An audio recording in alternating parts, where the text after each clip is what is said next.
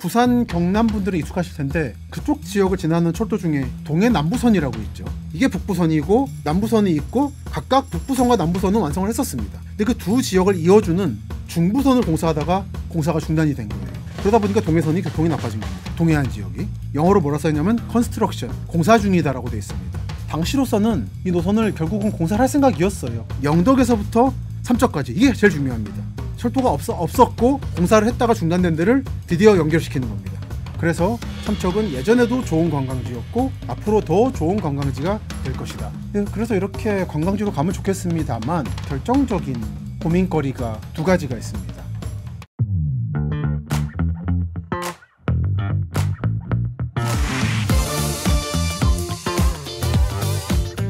안녕하십니까, 김시석 박사의 도시아사. 오늘은 강원도 삼척에 대해서 말씀드리겠습니다. 그 전에 옆에 계시던 정프로님이 안 계신데 약간의 사정으로 인해서 이 삼척편은 제가 짧게 혼자 진행을 하는 것으로 되었습니다. 이 삼척이라고 하면 사실은 2회를 하는 게 맞습니다. 하나는 오늘 말씀드릴 동해안 삼척이 있고요. 또 하나는 탄광촌인 도계가 있는데 이 탄광촌 도계가 있는 삼척 쪽은 이 동해안 쪽 삼척하고는 좀 뉘앙스가 다르고, 그리고 이 탄광촌 도계는 주변에 태백이나 철암이라든지 이쪽 지역하고 엮어서 함께 말씀드릴 게 있기 때문에 다음 기회에 날을 잡아서 따로 말씀드리고요.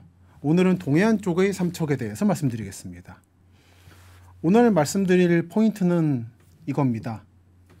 삼척은 말하자면 천혜의 자연 조건을 가진 관광지입니다. 예전부터 관광지로 유명했고 제가 바로 얼마 전에 답사를 하고 좀 감동받은 게 있어서 오늘 이 특집을 마련했는데요. 앞으로도 여건이 좋아질 가능성이 있습니다. 제가 이 앞에 시리즈에서 계속 서해선이라는 열차가 한국 서해안 서북 지역의 미래를 바꿀 것이라고 말씀드렸는데 그와 마찬가지로 동해안 쪽의 미래를 바꿀 철도 노선이 현재 건설 중입니다. 그걸 동해선이라고 해요. 그러니까 서해선, 동해선이 있는 거죠. 이 동해선이 예전에 일제 때 공사를 하다가 일부는 완공됐고 일부는 중단됐습니다. 그랬다가 그 거의 100년 만에 다시 동해선 공사가 진행되고 있고 차차 완성이 돼가고 있습니다. 여러분들은 어떠실지 모르겠지만 저한테 동해안, 삼척, 동해, 영덕, 울진이라 그러면 굉장히 접근하기 어려운 곳이라는 이미지가 있습니다. 저에게는 그렇죠. 답사를 보면은 포항이나 울산 분들은 편하게 자동차로 움직이세요. 근데 그게 아니라 다른 지역, 예를 들어 전라도라든지 서울 경기권이라든지에서는 접근이 어렵다. 근데 이 접근성이 동해선이 완공되면 획기적으로 개편될 것이다. 그래서 삼척은 예전에도 좋은 관광지였고 앞으로 더 좋은 관광지가 될 것이다 라는 게 한 가지입니다. 그래서 이렇게 관광지로 가면 좋겠습니다만 이 결정적인 고민거리가 두 가지가 있습니다. 하나는 지금도 이제 슬슬 끝나가긴 합니다만 봄만 되면 태백산맥 동쪽에 산불이 많이 나죠. 이 산불 영향권 속에 삼척도 포함되어 있다는 게 한 가지 고민입니다. 이게 요즘 들어서 점점 동해안 산불이 규모가 커지고 있습니다. 그 이유는 역시나 기상이변인데요. 예전에는 동해안 지역에 눈이 많이 내렸어요. 그래서 땅이 봄까지도 젖어 있었기 때문에 산불이 나더라도 그렇게 크게 퍼지질 않았는데 요즘에 동해안 지역에 눈이 적게 내리고 있다고 합니다. 아예 안 내리는 지역도 있고. 그러다 보니까 봄이 되면 땅이 바짝 마르는 거예요. 그래서 산불은 늘 났었는데 이 산불의 확장을 억제할 수 있는 눈이라는 요소가 빠지다 보니까 산불이 커지고 있는. 그리고 이것이 요즘 동해안 지역이 속초니 강릉이니 양양 고성 하는 것처럼 펜션 지역 또는 제2의 거처, 별장 지역으로 각광받고 있는데 이런 주거 지역 가까이까지 산불이 침투를 해오거든요. 그래서 이런 문제가 점점 심각하게 대두될 것이다. 그리고 또 하나는 이 산불과 연관해서 또 한 가지 이제 큰 고민이 있습니다. 사람들이 동해안 지역의 별장 또는 두 번째 주택을 마련하는 큰 이유는 서해안 지역에서 발생되고 또는 서해안의 서쪽에 있는 중국에서 날아오는 미세먼지, 이것으로부터 가장 안전한 지역이 동해안이라는 인식이 한국 시민들에게 존재하는 것이 이 동해안 지역이 요즘 펜션으로 뜨고 있는 한 가지 요인이라고 저는 생각을 하는데요. 예를 들어 뭐 흔히 말하는 뭐 송도라든지 청라 같은 곳들, 이런 곳들은 자체적인 공장도 있고 중국으로부터 미세먼지도 있다 보니까 집값도 비싸고, 저도 뭐 돈 있으면 살고 싶습니다만 대기 오염이라는 측면에서는 좀 고민할 필요가 있는 지역이다라는 생각을 하는데요. 이런 문제에서 그동안 동해안 지역은 비교적 자유로웠습니다. 저도 그래서 예전부터 한국이 중장기적으로 봤을 때 거주지로서 매력도를 점점 높일 지역은 동해안이라는 말씀을 드렸습니다. 여기에는 물론 이제 평창 올림픽을 개최하면서 서울과 강릉 사이에 경강선이라는 KTX 노선이 놓인 것도 한몫했죠. 그래서 접근성도 좋아지고 미세먼지도 적은 곳이라서 좋았는데 여기에 화력발전소가 들어왔네요. 이게 삼척은 사실 이 발전소와의 큰 싸움을 여러 번 겪은 지역입니다. 예전에는 원자력 발전소를 2번에 걸쳐 지으려고 하다가 다 무산을 시켰어요, 주민들이. 그래서 안심을 하나 싶었더니 원자력 발전소가 나갔더니 화력 발전소가 2개가 들어오게 되는. 이게 저는 사실은 원자력 발전에 대해서는 찬성하는 입장입니다. 그렇기 때문에 원자력 발전소를 막고 오히려 초미세먼지 발생률이 높은 화력 발전소를 결국 유치하게 된 삼척 분들의 심정이 어떤 것일까 하는 부분에서 안타까움을 가지고 있습니다. 이따가 말씀드릴 맹방해안이라고 하는 굉장히 유명한 해수욕장이 있습니다. 일제 때부터 유명했고 주한 미군들도 참 높이 평가를 했고 지금도 관광지로 유명한 곳인데요. 바로 그 맹방해변은 일부를 깎아서는 지금 화력발전소 관련된 시설을 만들고 있어서 이따가 영상을 보여드리겠습니다만 참 아깝더라고요. 그리고 그게 삼척의 고민을 보여주는 것 같았습니다. 관광지로서 갈 것인가, 발전소라든지 공장을 지어서 삼척 위에 동해시라고 있는데 그쪽은 완전한 공업지역입니다. 그런 동해시와 같은 길을 갈 것인가의 기로에 삼척이 놓여 있다는 생각을 최근 답사를 하면서 생각을 했습니다. 그래서 오늘은 이 삼척시가 가지고 있는 고민을 살펴보고, 그럼에도 불구하고 관광지로서의 매력이 점점 커질 것이기 때문에 그 매력 포인트들을 몇 군데 짚어드리겠습니다. 바로 지난달 4월에 방금 말씀드린 맹방해안에서 유채꽃 축제가 열렸어요. 굉장히 유명하더라고요. 가보니까 실제로 예쁘고. 그래서 이 유채꽃 축제는 4월 말까지였기 때문에 여러분들이 이걸 보실 일은 없겠습니다만 그 유채꽃 축제가 열리는 데에서 해송, 바다소나무를 넘어서 맹방해안으로 가시면은 굉장히 아름다운 바다가 펼쳐져 있고, 또는 일제 때 공사하다가 중단된 동해선이 솔숲 사이에 자리하고 있고 그거를 관광자원, 레일바이크로 잘 활용을 해놨기 때문에 여름에도 즐기실 수 있는 관광지가 될 겁니다. 그래서 오늘은 그런 포인트들을 체크하시면 되겠습니다. 그러면 우선 삼척 지역의 기본적인 인프라, 완성될 뻔하다가 좌절된 동해선에 대해서 말씀을 드리겠습니다. 여러분들이 삼척 하면은 이름은 다 들어보셨을 거예요. 그런데 삼척이 어딘가라고 하면 정확히도 못 찍습니다. 사실 부끄럽지만 저도 이 고성부터 삼척부터 해서 영덕까지 오는 라인을 쭉 동해안을 나열해 놓고는 정확한 위치를 찍어가면서 도시 이름을 붙여봐라 하면은 솔직히 자신이 좀 없어요. 근데 최근에 동해안 지역을 일단 몇 년에 걸쳐 답사를 끝내다 보니까 일단 대충은 알겠다는 느낌은 받았습니다. 그런 부분에서 그런 차원에서 삼척을 말씀드리면, 삼척의 위로는 요게 삼척이고요. 위로는 동해시가 있습니다. 동해시는 작습니다. 그리고 위에는 강릉이 있습니다. 그러니까 동해시는 강릉하고 삼척을 일부씩 떼가지고 붙여서 만든 도시입니다. 그래서 위에 강릉이 있고 삼척이 있고 여기까지가 강원도입니다. 그리고 남쪽에는 울진이 있고요. 그 아래에는 영덕이 있습니다. 이 울진과 영덕은 경상도입니다. 울진은 한때는 강원도였죠. 그러다 보니까 울진까지는 여러분들이 삼척하고 묶어서 여행을 하시면은 전체적으로 강원도 느낌이 잘 날 겁니다. 그래서 삼척은 처음에 말씀드린 것처럼 바닷가 쪽에 이렇게 삼척 시청도 있고 맹방해수욕장, 뭐 신남항, 아주 이름만 들어도 신나는 신남항이 있고요. 아래 호산항까지 이게 동해안 쪽의 삼척이고, 내륙에는 이렇게 도계읍이라고 해서 탄광으로 아주 유명한 곳이 있습니다. 제가 이제 답사책에서는 몇 번 말씀드렸는데 이 도계 탄광촌은 아마도 여러분들이 탄광촌이 어떤 모습을 가지고 있었나, 그간 100년에 걸쳐서 어떤 모습으로 형성됐고 거기 사람들은 어떻게 살고 있는가를 보시고 싶으시다면 태백이나 예를 들어 마차리, 영월 같은 데 갈 게 아니라 이 도계를 가시면 됩니다. 아직도 살아 움직이고 있는 탄광촌이에요. 참 그래서 몇 년 전인가 12월에 혼자 서울에서부터 고속버스를 갈아타고 시외버스를 타고 하면서 도계에 갔다 왔는데 참 깊은 인상을 받았습니다. 나중에 기회가 되면 꼭 도계에 대해서는 따로 말씀을 드리겠습니다. 지금 이제 계획대로면은 김시덕 박사의 도시아사 시즌 2가 충청도를 주로 다루고 있죠. 경기도와 충청도의 관계도 보고 있고, 지금 녹화하고 있는 다음 시간에 충청남도 도청 소재지인 홍성을 향해서 나아가는 이야기를 다시 이어갈 텐데요. 머지않아 끝날 겁니다. 그러고 나면 이제 시즌 3로서 동남권 메가시티를 다루게 되는데, 포항부터 울산, 부산, 창원, 여수, 순천, 광양에 이르는 동남권 메가시티를 다루게 될 건데, 그 3로 넘어가기 전에 삼척이라든지 태백에 대해서 짧게 특집을 꾸미도록 하겠습니다. 그래서 도계는 오늘은 다루지 않습니다.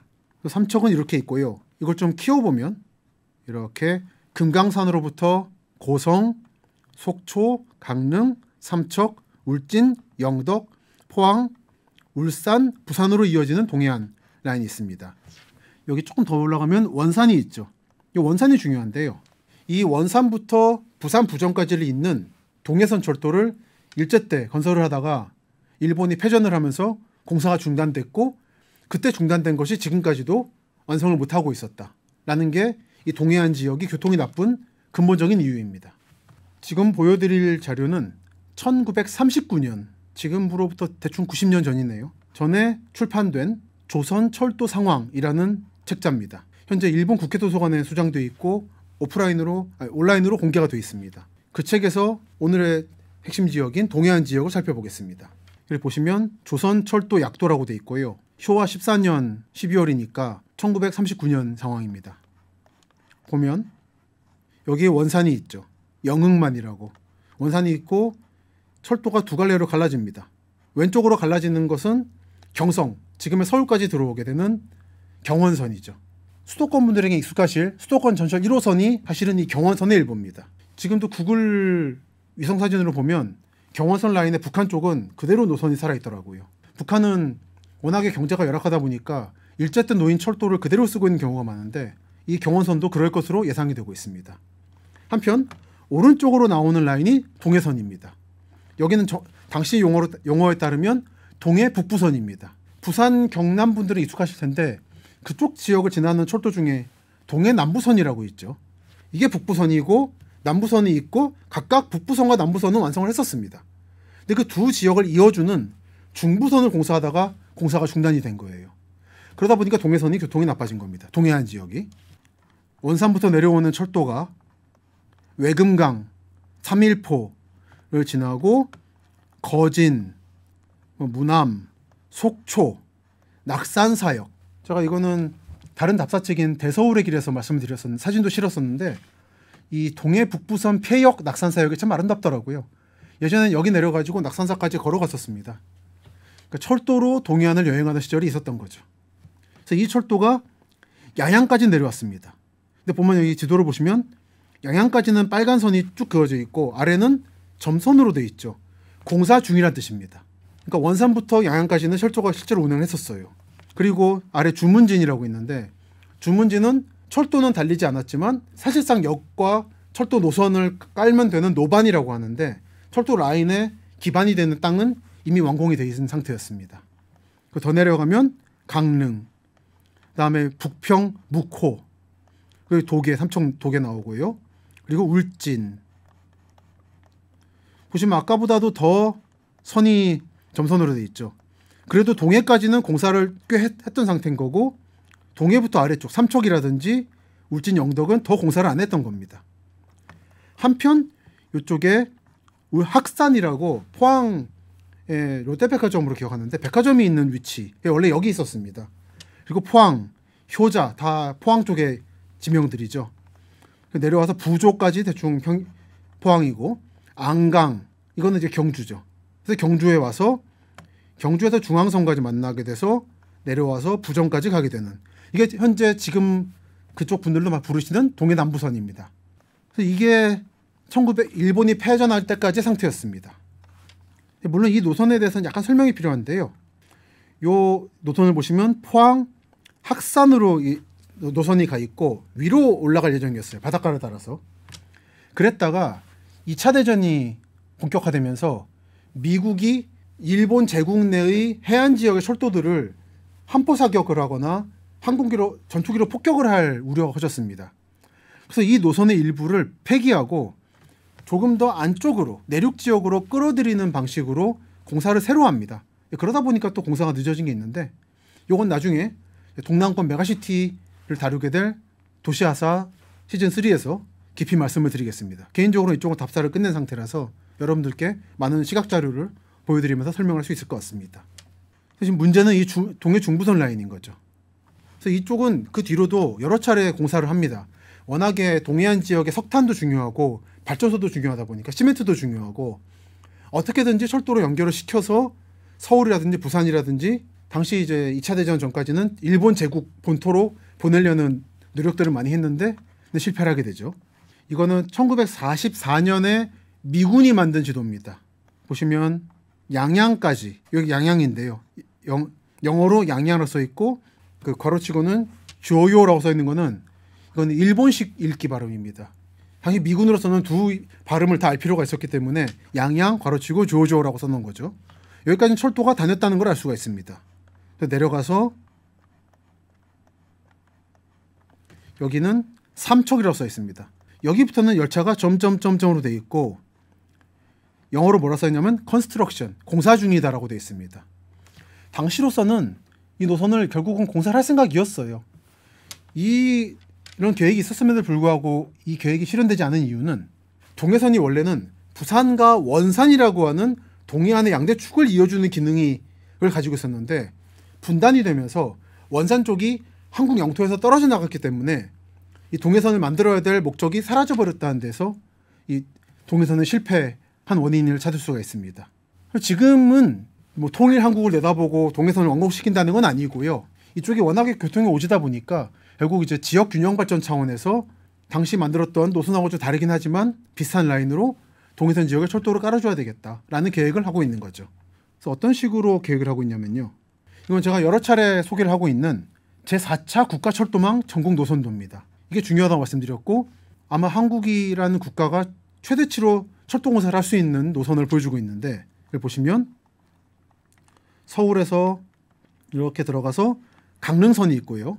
그래서 여기서 보면 동해선 삼척 강릉 고속화, 여기는 고속화를 시키는 거. 현재도 정동진 같은 데는 KTX가 다니죠. 동해역이라든지 묵호항이라든지. 그리고 아래쪽에 빨간 선이 중요합니다. 이 노선을 지금 공사 중이에요. 동해선, 포항, 삼척, 단선철도. 그래서 이걸 크게 보시면 1, 2, 3단계로 되어 있는데 1단계는 기존의 동해 남부선이 다니고 있던 부전에서 포항까지를 이어서 포항 영덕을 공사한다. 1단계. 이거는 이제 뭐 일부 운행을 시작했고요. 2단계는 영덕에서부터 삼척까지. 이게 제일 중요합니다. 철도가 없었고 공사를 했다가 중단된 데를 드디어 연결시키는 겁니다. 그리고 이번에 답사를 해보니까 이 공사가 상당 부분 진척되어 있는 상태였다. 그래서 그것과 함께 여기 이 철도 노선의 혜택을 보는 역 주변이라든지 풍경이 수려한 관광지들은 이미 관광지화가 진행되고 있었다라는 현실을 확인하고 왔습니다. 그리고 3단계는 이제 3단계랄까요? 전철화. 포항부터 동해까지를 이제 전기철도화 시킨다는 거죠. 이렇게 되면 한국은 기본적으로 동해안 지역의 모든 지역을 철도로 다닐 수 있게 됩니다. 물론 이게 경부선이나 호남선, 전라선처럼 하루에 몇십 회 다닌다는 건 아닙니다. 지금 예측으로는 아마도 이 동해안에 예를 들어서 강릉이나 동해, 삼척, 포항 사이를 하루에 몇 번 다닐 것 같아요. 이게 단선이거든요. 한쪽에 오면 한쪽은 기다려야 됩니다. 그래서 몇 번 안 다닐 거고 예를 들어 제가 만약에 서울에서 포항까지 간다고 할 때 두 가지 선택지가 있게 될 거예요. 지금처럼 KTX 타고 서울 포항간을 가거나 전 최근에 행신 쪽에 살기 때문에 행신부터 포항까지도 다니고 있죠. 아니면 뭐 속된 말로 미친 척하고 서울에서부터 강릉을 거쳐가지고 동해안을 거쳐서 포항 가는 길이 있을 겁니다. 이건 아마 사실 하루에 정말 몇 번 안 다닐 거예요. 하지만 이 노선을 가보니까 실제로 공사 현장을 가보니까 일부 노선에서 바다가 보이더라고요. 정동진만 바다가 보이는 게 아니라 솔섬 넘어서 바다가 보이는 굉장히 멋있는 풍경들이 펼쳐져 있어서 아마 마음 여유를 가지고 시간 여유를 확보하고 나는 바닷가를 보면서 KTX로 포항에 갈 거라는 선택이 있을 수 있을 것 같아요. 그래서 이쪽은 그렇게 관광지로서 더 큰 매력을 가지게 될 거고 그거를 이 동해선 철도가 담보해 줄 것이다 라는 실감을 이번에 받고 왔습니다. 삼척이라고 하면은 몇 가지 포인트가 있습니다. 이 동양시멘트라고 하는 곳입니다. 보면 한국민족문화대백과사전인데요. 1938년에 설립되어 2017년에 삼표시멘트로 변경한 제조업체다. 동양그룹의 모기업이었다. 1938년 일본 오노다 시멘트 회사 삼척공장이었고 한동안은 동양시멘트였다가 그 뒤로 삼표시멘트로 바뀝니다. 이게 어디냐면 이렇게 되어 있어서요. 이게 지금 삼척시청이 있는 도심 지역입니다. 보면 여기 삼표시멘트 자재를 캐고 있는 광산이 있고요. 이렇게 올라가서 천이 뭡니까? 50천이라는 천을 끼고 있는 지역이 있는데, 공장이 있는데 이게 옛날 오노다 시멘트 공장입니다. 여기 보이시는 거대한 공장이 예전 오노다 시멘트, 삼표라고 상표가 보이죠. 현재는 삼표 시멘트입니다. 그리고 근처에는 쌍용 삼척광산도 보이고요. 시멘트가 유명한 곳이죠. 이거를 로드뷰로 보시면 참 예쁘달까? 참 장관인데요. 이렇게 거대하게 공장 시설이 자리하고 있음을 알 수 있습니다. 이건 해방 당시 현재 한국 지역에 남아 있었던 가장 거대한 공장 중에 하나였습니다. 삼척이 이렇게 공장이 있고요. 이 오노다 시멘트 이후로도 많은 공업단지들이 삼척 강릉 지역에 들어서게 됩니다. 그래서 한때는 이 지역을 태백산 공업지대라고 불렀어요. 경인공업지대하고 맞먹는 한국의 양대축 같은 거였죠. 근데 지금은 태백산 공업지대라고 하면 여러분들이 낯서실 겁니다만 한때는 주목받는 공업지역이었습니다. 여러분들이 이 삼척이라고 하면은 들어보셨을 것이, 제가 지금 책을 하나 가져왔는데요. 울진 삼척 무장공비 침투 사건이라고, 이쪽에 이승복 어린이가 나는 공산당이 싫어요라고 외쳤다가 북한 스파이들에게 살해당한 사건으로 유명하죠. 한때 초등학교, 예전에는 국민학교였죠. 국민학교마다 이승복 어린이상과 책 읽는 소녀상이 있었던 것이 저보다 한 세대 위의 어르신들께는 낯이 그냥 기억이 선명하실 겁니다. 최근에 보니까 이승복 어린이상은 많이 사라진 것 같더라고요. 그 대신에 이제 이순신상과 책 읽는 소녀상은 많이 남아있죠. 그래서 이 울진 삼척은 모르시는 분이 계실 것 같기 때문에 짧게 소개를 해드리면 역시나 한국민족문화대백과사전입니다. 1968년 11월에 120명의 북한 무장공비가 유격대 활동 거점 구축을 목적으로 울진 삼척 지역에 침투한 사건이라고 하는 것이 팩트입니다. 이제 이때까지만 해도 북한 측의 김일성은 한국 측에다가 대규모로 군부대를 보내서 빨치산, 게릴라전을 전개할 수 있는 거점을 만들려는 꿈을 포기하지 않았었어요. 예전에 지리산이 그랬고, 그리고 이 울진 삼척이 그런 거점을 만들려는 마지막 시도였죠. 이때 타겟이 된 것이 화전민들의 집이자 마을이었습니다. 화전민들은 아시다시피 산에 있는 나무를 불을 태워서 그 태우고 남은 재가 땅에 비료가 되어서 그 비료를 매개로 농사를 짓는 사람들입니다. 그러다 보니까 산을 한 사람당 또는 한 가구당 넓은 면적을 필요로 했어요. 그래서 띄엄띄엄 살았습니다. 그래서 눈에 띄지도 않고 마을은 형성되어 있기 때문에 이런 빨치산의 거점으로 만들기 좋았죠. 지금 보시면은 이승복 어린이 기념관이 나올 텐데 이승복 생가라고 나옵니다. 이건 이제 강원도 평창군 용평면이고 기념관 이렇게 되어 있는데요. 보시면 굉장히 깊은 산속에 위치한 것을 알 수가 있습니다. 이 울진 삼척 무장공비 사건 때 이제 여러 화전민들이 많이 학살도 됐고, 또 일부 화전민들이 이들로부터 탈출해서 한국의 군이나 경에게 신고를 하면서 이들을 토벌할 수 있게 됐던 거죠. 여기를 저도 한 번씩 답사할 때마다 가보려고 하는데 너무 멀어요. 너무 깊숙한 곳에 있고. 그래서 이들을 화전민이라고 부릅니다. 그리고 이런 화전민 마을들을 다른 말로 독가촌이라고 부릅니다. 한자로 혼자 있는 집이 있는 마을이라는 뜻입니다. 화전민들이 띄엄띄엄 집을 이루고 있는 것을 크게 봐서 마을이라 부르는데, 보시면 지도에 굉장히 깊은 산속에 독가촌들이 있는 것을 아실 수 있을 거예요. 이러다 보니까 이제 박정희 정부 측에서는 이렇게 뒀다가는 안 되겠다 싶어가지고 이 화전민들을 평지 마을로 끌어내려서 같이 살게 하는 정책을 취합니다. 이건 동시에 화전민들이 산을 불태우고 하다 보니까 홍수가 나고, 그러면 하류 지역이 여름마다 범람을 해서 농사를 망치고, 그럼 쌀을 잘 기를 수 없게 되고 식량 작업이 어려워진다고 하는 그런 악순환을 끊고자 하는 산림 녹화 정책의 일부였죠. 그래서 산림 녹화 정책을 하기 위해서 한편으로는 화전민을 없애고 한편으로는 나무를 심고 그리고 나무를 함부로 태우거나 베지 못하도록 대체를 할 수 있는 연료를 공급해야 되는데 그게 석탄이었습니다. 그래서 60년, 70년대의 석탄 정책은 산림 녹화 정책, 화전민 정책하고 함께 가는 겁니다. 요즘에 제가 주목하는 게 이런 건데요. 어쨌든 이렇게 화전민들을 끌어내려서 정착을 시킨 마을들이 몇 개 있습니다. 그 중에 하나가 삼척에 있는 맹방 해안에 있는 승곡마을이라는 곳입니다. 여기가 승곡마을이라는 곳입니다. 보시면 아마 많은 분들께는 여기는 맹방 해수욕장으로 알려져 있을 겁니다. 보면 상맹방, 하맹방이라고 있고 맹방 유채꽃 마을이라고 있고 참 아름다운 마을입니다. 보면 왼쪽 사진에 관광버스가 한가득하고요. 사람들이 유채꽃밭에서 사진 찍느라고 인스타 사진 찍는다고 여념이 없으시더라고요. 이게 그렇게 사람이 너무 많다 보니까 제가 혼자 사진을 찍을 수가 없어가지고 이 근처에 마침 근처 호텔에서 묵게 돼서 새벽에 혼자 나와서 다시 여기까지 30분 걸어와서 혼자 사진을 찍었습니다. 그걸 좀 보여드릴게요. 이렇게 맹방 해수욕장이 펼쳐져 있는데 저 너머에 뭔가 공사를 많이 하고 있죠. 저게 이제 화력발전 관련 시설인데 이따 말씀드리겠습니다. 그게 아닌 맹방 해수욕장은 이렇게 아름다워요. 소나무 숲이 가득하고 소나무 숲 왼쪽 사진 왼쪽 지역에 유채꽃밭이 있죠. 어떤 식으로 있냐면 이런 식으로 펼쳐져 있습니다. 그리고 저 너머에 있는 새마을 주택이라고도 하고 문화주택이라고도 하죠. 불란서지 이태리집이라 부르는 요 마을이 승곡마을입니다. 승곡이란 거는 이길 승자의 함께 공이니까 공산당을 이기는 마을이라고. 그래서 워낙에 울진 삼척대 피해를 입은 화전민들을 정착시키면서 마을 이름을 그렇게 붙였고 지금도 승곡민박이라든지 승곡슈퍼 같은 이름들이 남아 있습니다.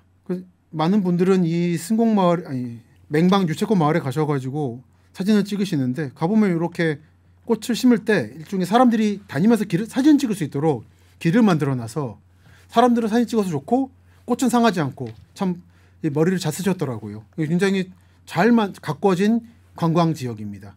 그래서 봄에는 초봄에서 늦봄까지는 사람들이 유채꽃 보러 오고 여름에는 해수욕장 보러 오고 옆에 골프장도 있어서 골프도 치고 상당히 많은 조건을 아울러 가지고 있는 좋은 관광지라고 느꼈습니다. 저는 일부러 새벽에 가가지고 이 유채꽃 너머 펼쳐져 있는 승곡마을에 찍고 싶었던 거죠.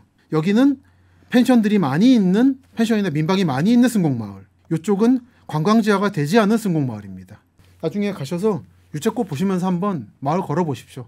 여기가 옛날에 이 울진 삼척 사건 이후로 화전민들이 와서 만든 마을이구나 하는 것을 느끼시게 될 겁니다. 여기에 대해서는 1979년 내무부가 출판한 새마을운동 시작에서 오늘까지라는 책자에 소개가 되어 있습니다. 불모의 땅에 이룩한 본촌리 새마을이라고 해서 강원 삼척군 근덕면 본촌리 지도자 김명수라고 되어 있고 여기에 승곡마을 사진이 있죠. 아직 관광지 맹방해수욕장이라든지 유채꽃 마을로 뜨기 전의 화전민 이주마을로서의 풍경을 잘 담은 사진입니다. 보시면 60년대 말까지만 해도 황량한 모래벌이였고 특히 68년 삼척 울진지구 무장공비 사태로 인한 69년 정부의 독가촌 이주 정책으로 여러 마을에서 이 마을로 25세대를 이주시켜 승곡마을이라 하여 자연부락 하나를 만들었는데 서로 따로 살던 사람들을 모아놓다 보니까 불신과 갈등이 심했고 이때 유능한 새마을 지도자가 나타나서 마을을 안착시켰다라는 스토리가 나오게 됩니다. 이 자료는 새마을운동 아카이브라는 사이트에 가시면 누구나 보실 수 있습니다. 그래서 이게 삼척이라는 지역이 가지고 있는 말하자면 아픈 과거죠. 그 아팠던 과거가 지금은 관광지로 가게 되는. 이 당시에 주민들이 이주시켜서 집단 거주를 시키다 보니까 마을을 계획적으로 만들었어요. 그러다 보니까 지금은 민박이라든지 펜션을 할 때 이건 출약구조 개선 사업이라고 하는데 이런 개선 사업이 된 마을이다 보니까 살기가 좋습니다. 기본 인프라도 갖춰져 있고 삼척이 가지고 있는 관광지로서 가지고 있는 인프라를 잘 보여주는 마을이라 생각을 했습니다. 요게 승공 슈퍼. 지금 가시는 분들은 모를 거예요. 이게 승공이라는 게 뭔지. 현대 한국의 상황을 알고 가시면은 이 마을을 좀 더 깊이 즐길 수 있다. 이게 맹방 해수욕장입니다. 그래서 보시면 이 좋은 솔숲 옆에 포크레인이 있고 저 북쪽으로 뭔가 대규모 공사가 이루어지고 있는 것을 보실 수 있을 거예요. 이렇게 보시면 지금 대규모로 항구를 만들고 있습니다. 여기에 있는 화력발전소에 가져올 석탄을 하역시키기 위한 항구입니다. 그래서 저 너머가 이 전체가 지금 맹방해수욕장이고 참 좋은 바닷가였는데 이게 만들어지고 나면 풍경이 많이 바뀌게 될 겁니다. 그게 아름다운 건지 어떤 건지 모르겠습니다만 무조건 부정을 해야 될 것인지 모르겠지만 이쪽 분들로는 고민이 많으시더라고요. 그래서 이렇게 절벽 위에서 보니까 안내도 있고요. 위드 포스코 해가지고 이런 공사를 하고 있다. 아름답게 만들어 줄 테니까 우리가 발전소도 하고 하는 거를 납득해 주시길 바란다라고 하는 그런 의지가 느껴졌고 현재 공기 중에 탁도는 이렇다라고 표시를 하고 있었습니다. 제가 답사를 했을 때 옆에 이 지역분들로 보이는 할머니들이 오셔가지고 굉장히 진지한 얼굴로 바다를 내려오면서 이런저런 근심 어린 말씀을 하고 계시더라고요. 참고로 제가 지금 이 사진을 찍은 위치가 여기쯤인데요. 오분동이라고 하는 곳입니다. 여기 보시면 지금 제가 동글동글하고 있는 데가 항구를 만들고 있는 곳이고 안쪽에 발전소라든지 광산이 있는 거고 북쪽에 오노다 시멘트가 있고 여기에 오분 해변이라는 데가 있습니다. 요 근처에 보니까 최근에 빌라를 많이 지었더라고요. 빌라라든지 카페를 많이 지어서 굉장히 아름다운 경관으로 사람들을 끌어들이고 있었습니다. 어떤 느낌이냐면 이런 풍경. 저 너머가 삼척항이고 요 앞이 오분해안입니다. 꽤 아름다운 풍경이어서 제가 카페를 제 지인 답사팀과 함께 들어가 봤어요. 뭐 이런 식으로 풀빌라도 있고 카페도 있고 오분동이라고 하는 실제로 오분동입니다. 동 이름이. 가보니까 쿠키가 맛있더라고요. 머핀하고. 한번 가보시기 바라고요. 그 카페에서 바라보는 풍경이 이런 것이었습니다. 동시에 맹방해수욕장에 항구 공사하고 있는 것도 보였고요. 한번 이런저런 차원에서 삼척을 한번 가보시면 좋을 거고 가시는 김에 이 오분해안도 들리시면 좋을 것 같습니다. 그래서 이렇게 삼척은 고민이 많습니다. 현재 삼척에는 두 군데의 화력발전소가 있다고 말씀드렸습니다. 하나는 삼척 그린파워 이렇게 크게 있고요. 이 아래는 LNG 항구도 있습니다. 여기가 호산항이라는 곳인데 한쪽으로는 발전소, 한쪽으로는 LNG항 이 두 개가 사이 끼어가지고 한때는 조용한 마을이었다 그러는데 지금은 대단히 시끌시끌한 동네가 되었습니다. 또 하나는 삼척 화력발전소 또는 삼척 블루파워. 이게 지금 맹방해수욕장에 항구를 만들고 있는 시설인 거죠. 그린파워, 블루파워. 이게 있다 보니까 공기가 상당히 나빠지지 않을까라는 우려를 하고 계시더라고요. 이게 좀 안타까웠던 것이 제가 처음에 말씀드렸습니다만 이쪽을 가보면 이 삼척 요 근처에 원전 백지화 기념탑이라고 하는 탑이 있습니다. 두 차례에 걸친 원자력 발전소 건설을 막았다는 걸 기념하는 탑이에요. 이렇게 기껏 원자력 발전소 막아놨더니 화력 발전소가 2개나 들어와가지고 이 지역 분들이 수심이 크시겠다 생각을 했습니다. 안타까운 마음도 들었고요. 이쪽은 이 삼척이라고 하면 여러분들이 기억이 나시는 분도 있으실 거예요. 이 사진을 기억하실지 모르겠습니다. 사진가 마이클 케나라는 분이 계세요. 굉장히 이렇게 흑백으로 조용한 사진을 찍는 분인데 이 분이 이 찍은 사진 중에 솔숲이라고 하는 사진이 있습니다. 이거는 모 항공사가 거의 같은 구도의 사진을 당선시키는 바람에 법적 소송도 벌였던 좀 논란이 있었던 사진인데요. 이 사진이 앞에 있었죠. 이 사진을 찍은 다음에 한국의 많은 사진가들이 이 삼척이라는 데를 재발견하게 되기도 했습니다만 그 후에 이 지역에 제가 이번에 찍은 사진인데 보시다시피 코가스 LNG 항구가 만들어졌습니다. LNG 기지가 만들어졌습니다. 그래서 예전에 이 마이클 케나가 찍었던 이 조용한 분위기가 사라졌고 이런 식으로 말하자면 산업화 속의 숲이랄까요? 이런 풍경이 만들어지게 됐습니다. 어떤 분들은 이게 이제 풍경을 망쳐서 안타깝다는 말씀도 하시는데 저는 이건 이것대로 현대 한국의 어떤 모습을 보여주는 이건 이것대로 아름다운 사진이 아니겠는가 생각을 했습니다. 바라만 보고 있어도 좋더라고요. 한국이 산업으로 이렇게 세계 강대국이 된 나라다 보니까 이렇게 바뀌어가는 거를 무조건 거부하고 하는 것은 저는 옳지 않다고 봅니다. 현대 한국 시민으로서는 이런 것을 자신의 일부로서 받아들이고 인정하는 것도 하나의 태도라 생각이 들고요. 다만 이제 이런 의미에서 관광지로서의 삼척의 매력이 일부 깎이게 되는 부분은 안타까움이 있다라고 말씀드리고 마지막으로 2군데 정도 소개를 하고 끝내겠습니다. 장 시작 전부터 종료까지 쏟아지는 수많은 뉴스와 정보들. 이 중에서 어떤 것이 투자에 정말 도움이 되는 정보일까요? 3프로의 증시 셔터맨 박근영 마스터가 직접 정보를 선별하고 투자의 힌트를 드립니다. 시간도 아끼고 투자 아이디어도 얻는 시간, 박근영 부장의 마켓 힌트와 함께 하세요. 자세한 사항은 3프로TV 앱과 홈페이지를 확인하세요. 지금 철길이 놓여있지만 원래는 없었던 겁니다.